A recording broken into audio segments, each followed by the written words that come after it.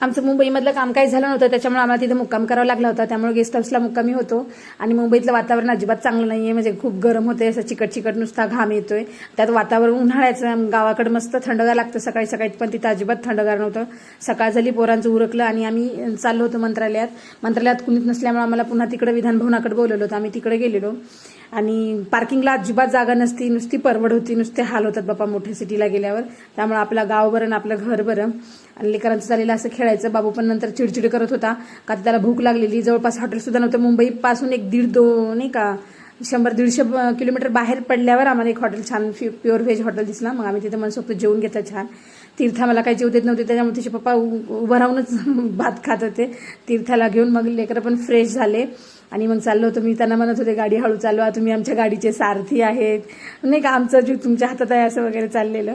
मग रस्त्यात मस्त असे अंजीर होते छान, मला अंजीर आवडतात, त्यामुळे आम्ही तिथं अर्धा किलो अंजीर घेतले आणि मस्त अंजीर पण खाल्ले. आणि तिथून पुढे आलो तर तिथं वेरूळला थांबलेलो. वेरूळचं घृष्णेश्वरच्या मंदिराचं दर्शन घेतलं. लेण्या बंद झालेल्या, लेण्यांचं टायमिंग 6च आहे, त्यामुळे ते बंद झाले. मस्त पाणीपुरी खाली आणि व्हिडिओचा एंड